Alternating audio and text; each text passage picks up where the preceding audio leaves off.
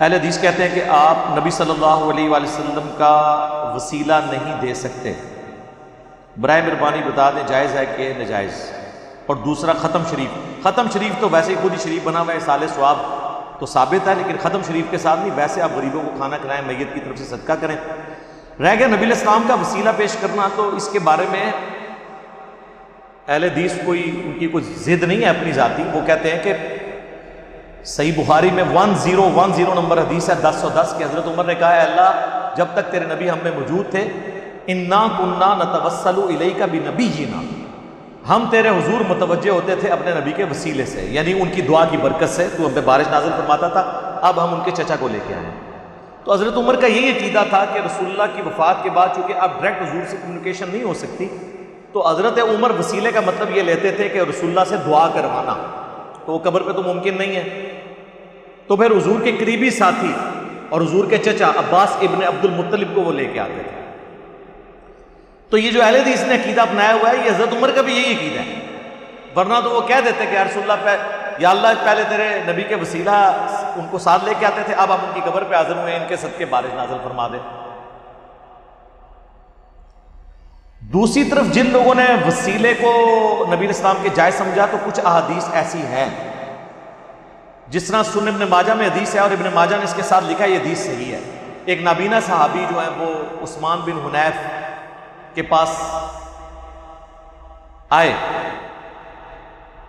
تو عثمان بن حنیف روایت کرتے ہیں کہ ایک نابینا صحابی تھے، وہ رسول اللہ صلی اللہ علیہ وآلہ وسلم کے پاس آئے تو انہوں نے کہا یا رسول اللہ دعا کریں میری آنکھیں مجھے اللہ تعالیٰ لوٹا دیں۔ آپ نے فرمایا صبر کر لو تو جنت ہے، تو کہتے ہو تو دعا کر دیتے ہو، انہوں نے کہا یا رسول اللہ آپ دعا ہی کرو،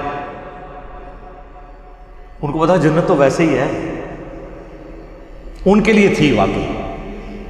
وہ خالی خولی نہیں تھے جو کچھ بھی ہے تیرے محبوب کی امت سے۔ تو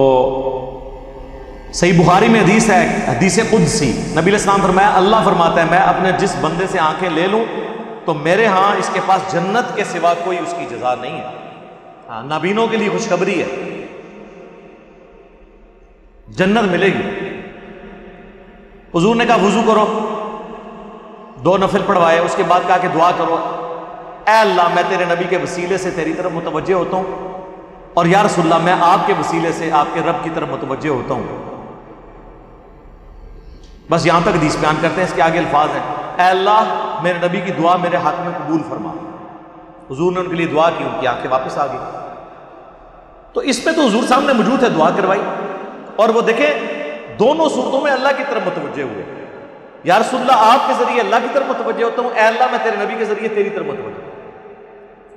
ابن ماجہ میں تو یہاں تک حدیث ہے، یہ تو وہی عقیدہ جو حضرت عمر کا ہے، لیکن اس کی ایک روایت طبرانی میں بھی ہے، اور امام طبرانی اس حدیث کو صحیح سمجھتے ہیں۔ معجم کے اندر